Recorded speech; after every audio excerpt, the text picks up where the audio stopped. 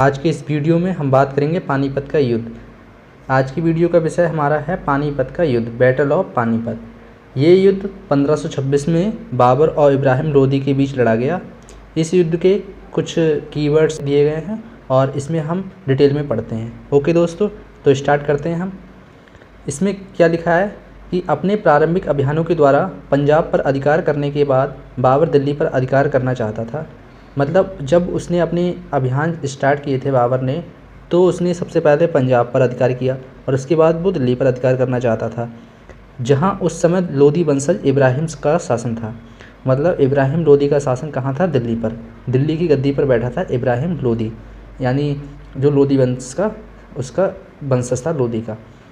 इब्राहिम एक विशाल सेना का स्वामी था, जबकि बाबर के अधीन मात्र 12,000 सैनिक थे। बाबर की सेना में जो सैनिक थे वो केवल 12,000 थे, किंतु अनेक भारतीय सरदारों द्वारा बाबर के प्रति सहानुभूति रखने के कारण बाबर दिल्ली पर आक्रमण करने का साहस कर सका। मतलब बाबर को सपोर्ट था बहुत से इंडियन किंग्स का। बाबर के साथ उसका पुत्र हुमायूं भी था। अच्छा, उसका पुत्र हुमायूं भी उसी के साथ था। बाबर ने सरहिंद व अम्बाला होते हुए दिल्ली की ओर प्रस्थान किया। जब इस बात की सूचना इब्राहिम को मिली तो उसने भी एक शक्तिशाली सेना के साथ बाबर का सामना करने के लिए दिल्ली से कूच किया। अब आगे पढ़ते हैं। अब दोनों सेनाएं जो हैं पानीपत के मैदान में आमने सामने खड़ी हो गईं। बाबर व लोदी की सेनाओं की संख्या के विषय में इतिहासकारों में मतभेद है। यहाँ पर जो सेनाओं की संख्या है उसमें यहाँ पे मतभेद दिया गया है, पर कुछ जो डाटा है वो स्पेसिफिक इसमें दिया गया है कि कितनी सेनाएं बाबर की तरफ से थी और कितनी सेना इब्राहिम लोदी की तरफ से थी। अबुल फजल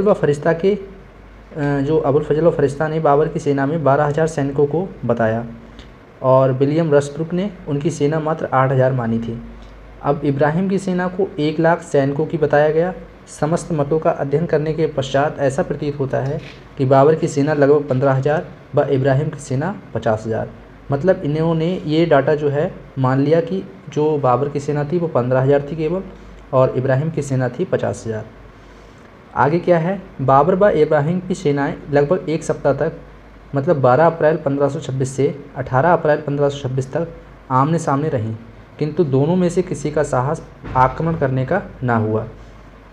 अंततः 19 अप्रैल 1526 को बाबर ने रात में लोदी सेना पर आक्रमण किया, किंतु ये आक्रमण कैसा हुआ? विफल हो गया। जो 19 अप्रैल को बाबर ने आक्रमण किया लोदी सेना पर वो विफल हो गया। उसके बाद क्या होता है, उसके बाद दिया गया है 21 अप्रैल को निर्णायक युद्ध हुआ। पहले 12 अप्रैल को बाबर ने युद्ध किया था, अब 21 अप्रैल को युद्ध हुआ।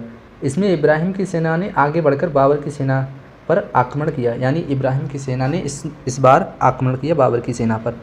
बाबर ने अपनी सेना की व्यूह रचना अत्यंत कुशलतापूर्वक की और उसकी जो व्यूह थी उसको हम तुलगमा पद्धति के नाम से जानते हैं। बाबर की सेना ने 3 तरफ से लोदी की सेना को घेर लिया। एक ओर तो तोपखाने व 2 ओर से तीरों से इब्राहिम की सेना पर आक्रमण किया। इस व्यूह रचना के समय इब्राहिम लोदी की सेना टिक ना सकी और परास्त हो गई। मतलब इस जो व्यूह रचना उसमें बाबर ने की थी उसमें इब्राहिम लोदी की सेना परास्त हो गई। इब्राहिम लोदी अपने हजारों साथियों के साथ इस युद्ध में मारा गया। इब्राहिम को पानीपत के युद्ध में परास्त करने के बाद बाबर ने हुमायूं व ख्वाजा को आगरा पर अधिकार करने के लिए भेजा। जो उसका पुत्र था हुमायूं, उसको आगरा पर आक्रमण करने के लिए भेजा और उस पर अधिकार करने के लिए भी भेजा। एक अन्य दल को उसने दिल्ली पर अधिकार करने के लिए भेजा। इस प्रकार दिल्ली व आगरा पर उसका अधिकार हो गया।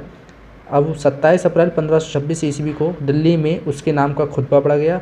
इस प्रकार भारत में मुगल शासन की स्थापना हुई। दोस्तों, ये थी पानीपत की युद्ध की पूरी डिटेल। क्या आप बता सकते हैं कि मुगल कालीन जो भी शासक थे उनको क्रम वाइज आप कमेंट बॉक्स में लिख सकते हैं। ये वीडियो बीए के पर्पज़ से बनाया गया है, तो आपको अगर वीडियो ये अच्छा लग रहा है तो अपने दोस्तों के साथ शेयर कीजिए। Thank you very much.